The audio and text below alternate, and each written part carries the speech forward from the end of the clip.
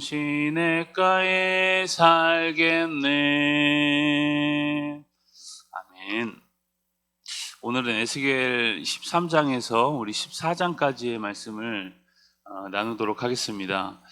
먼저 13장입니다. 이 13장은 이 거짓 선지자들을 향한 경고가 주어집니다. 2절에 보면 이 거짓 선지자들 향해서 뭐라고 이야기하냐면 자기 마음대로 예언하는 자다 그렇게 표현을 하고 있죠.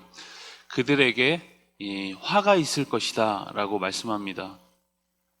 선지자들이 그 선지자들 책무 중에 가장 중요한 것은 하나님이 보여주신 대로 예언하고 선포하는 일이었습니다.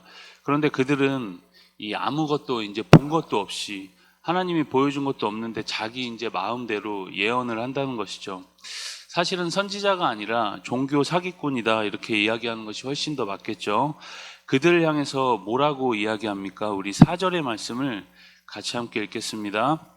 이스라엘아, 너희 선지자들은 황무지에 있는 여우 같으니라. 뭐라고 표현하죠? 황무지에 있는 선지자들 향해서 황무지에 있는 여우 같다. 여러분, 우리 문화에서도 이 교활하고 자기 입속만 챙기는 사람들을 이제 뭐라고 표현하죠? 여우 같다 그런 표현을 합니다. 이스라엘에서도 당시 이 여우는 부정적 인식이 있는 그런 동물이었던 것 같습니다. 특별히 이 여우가 이스라엘이 이제 농사를 지을 때 포도 농사를 망치는 주범의 역할을 하죠. 포도나무 울타리를 허물고 또 온 밭을 휘젓고 다녔기 때문입니다. 당시 여러분 선지자들이 그런 모습이 선지자들의 모습이었다라는 것이죠. 5절에 구체적으로 그들의 모습이 잘 표현되어져 있죠. 성이 무너질 때 방임을 하고 성벽을 다시 쌓는 일에도 전혀 헌신하지 않는다는 것입니다.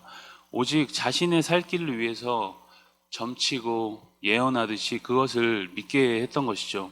그들에게 주어지는 심판의 내용은 크게 세 가지였습니다.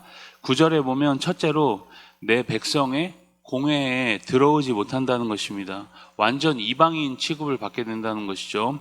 두 번째로 호적에 기록되지 못합니다. 법적, 사회적 권리를 행사할 자격이 다 박탈된다는 의미입니다. 세 번째로 이스라엘 땅에 들어가지 못한다는 것이죠. 나중에 바벨론 포로에서 이제 돌아오는 귀환의 날이 있는데 그들은 귀환의 기쁨을 맛보지 못하고 이방인으로 떠돌다가 이제 죽게 된다는 것입니다. 그들은 백성들에게 평강에 대해서 이야기할 때가 아닌데도 평강을 이야기했다고 잘못이 아니라 평강을 이야기할 때가 아닌데도 자꾸 평강에 대해서 이야기를 하는 것입니다. 병적인 거죠. 왜 자꾸 평강을 말할까요? 여러분, 멋대로 사는 자녀에게 부모가 무조건 잘했다 하면 되겠습니까? 너 그렇게 해도 괜찮아, 잘 될 거야 라고 계속 이야기하는 것은 안 좋은 사인을 계속 주는 것이죠. 그렇게 살아도 된다는 사인을 주는 것입니다. 그런 부모는 부모가 아닙니다. 자녀를 사랑하는 것이 아니죠. 거짓 선지자들이 그랬습니다. 계속 그냥 평강하다는 메시지만 주는 것입니다. 말하는 사람도 편하고 듣는 사람도 뭐 부담이 없죠. 하나님이 주신 메시지가 없으니까 그냥 평강하다는 이야기 속에서 그냥 종교 노름을 하는 것입니다. 10절에 보면 이러한 행태를 뭐라고 표현하죠? 내 백성을 유혹했다라고 그런 표현을 합니다. 무슨 말일까요? 사람들로 하여금 이 백성을 유혹했다라는 말은 길을 잃게 만들었다는 의미이기도 합니다. 그럴듯해 보이는 말로 바른 길을 걷고 있다는 착각에 빠지게 만들어서 계속 죄악에 머물게 만드는 것이죠. 17절부터 23절까지는 이러한 거짓 예언을 하는 여인들이 또 있었던 것 같습니다. 그런 여인들에 대한 이야기를 하고 있습니다. 우리 14장으로 넘어가시면 14장 1절로 11절까지는 하나님의 뜻을 알고 그리고 하나님의 말씀을 매번 받으면서도 우상 숭배하는 사람들에 대한 이야기입니다. 1절에 보면 이 장로 몇 사람이 에스겔 선지자에게 나와서 이제 앉습니다. 여기서 앉는다는 것은 에스겔 선지자에게 하고 싶은 얘기가 있다는 것이죠. 중요한 이야기를 전하거나 중요한 일이 있거나 또 선지자로부터 듣고 싶은 내용이 있다는 것이죠. 그때 하나님의 말씀이 에스겔 선지자에게 임합니다. 여러분, 이 장로들은 겉으로 볼 때 하나님의 뜻을 알기 위해서 왔는데 이제 실제로는 우상을 떠받드는 사람들이고 또 걸려 넘어지는 걸림돌을 자기 앞에 둔 사람들이라고 그렇게 오늘 말씀은 이야기하죠. 우상을 섬기며 매일 걸려 넘어지는 것들, 악한 습관이나 어떤 중독에 빠져서 헤어나오지 못하는 사람들이라는 것입니다. 여러분, 죄악에 깊이 빠진 사람들이라는 것이죠. 이중인격, 또 이중신앙을 가진 사람들이었던 것입니다. 하나님은 그들로 하여금 그 죄악의 대가를 치르게 될 것이라고 말씀합니다. 여러분, 마약 중독자가 마약을 집에다가 잔뜩 쌓아두고 어떻게 하면 이 중독에서 벗어날 수 있습니까? 라고 묻는 그 질문은 옳지가 않습니다. 모순이죠. 일단 뭘 해야 되죠? 이 약물을 버리는 것에서부터 시작을 해야 합니다. 마찬가지입니다. 우리가 여러분 살면서 여러 죄악 가운데 거하죠. 그 죄악을 어떻게 하면 이길 수 있습니까?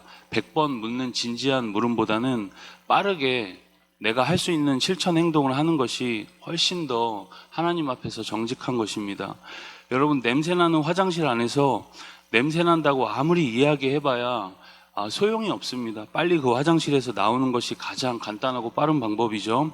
여러분, 내가 왜 죄를 저지를까요? 라고 계속 진지하게 묻는 자세보다 그냥 그 죄악의 틀 안에서 빨리 빠져나오는 것이 최고의 방법입니다. 내가 왜 이렇게 게으르냐고 자신을 자책하면서 백날 이야기하는 것보다 소파에 눕지 않는 그런 실천사항을 스스로 정해서 그렇게 하지 않는 것이 가장 빠른 길이 되겠죠.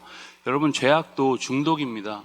우리가 아무리 기도해봐야 그 중독에서 헤어나올 길이 그렇게 쉽게 이렇게 되지가 않는다는 것입니다. 먼저 우리의 말이 내가 말하는 것이 행동이 되는 것이 가장 빠른 길이죠. 그래야 여러분 바른 신앙인 것입니다.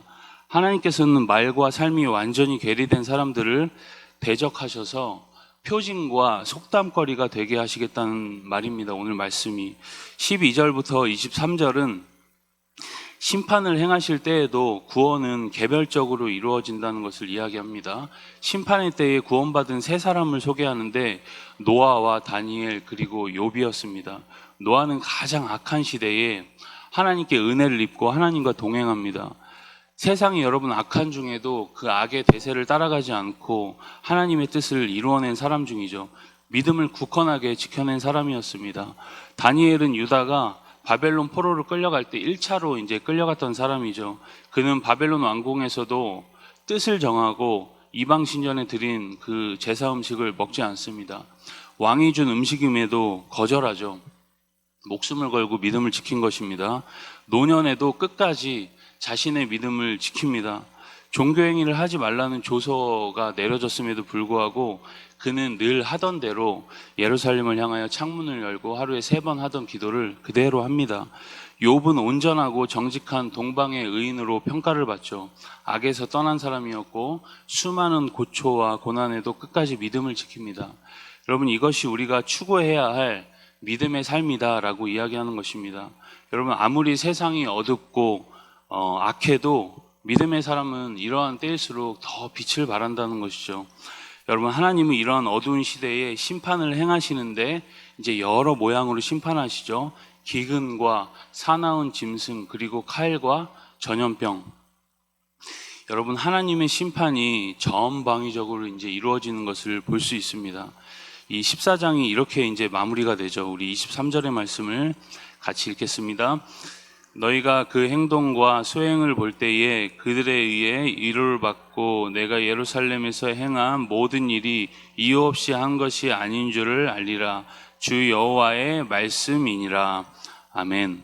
하나님께서 여러분 행하시려고 하는 기근, 사나운 짐승, 칼과 전염병 4가지의 이 재앙이 극심한 것이긴 하지만 그러한 일들이 왜 일어난지를 생각하면 그 이유에 대해서 너희가 금방 수긍하게 될 것이라는 말입니다.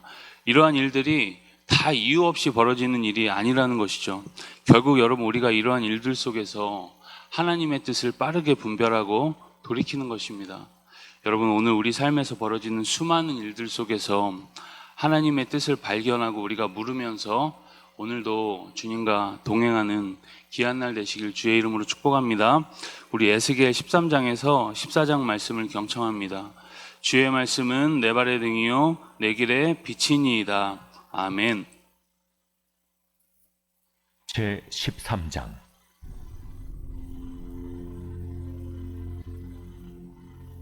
여호와의 말씀이 내게 임하여 이르시되, 인자야, 너는 이스라엘에 예언하는 선지자들에게 경고하여 예언하되 자기 마음대로 예언하는 자에게 말하기를 너희는 여호와의 말씀을 들으라.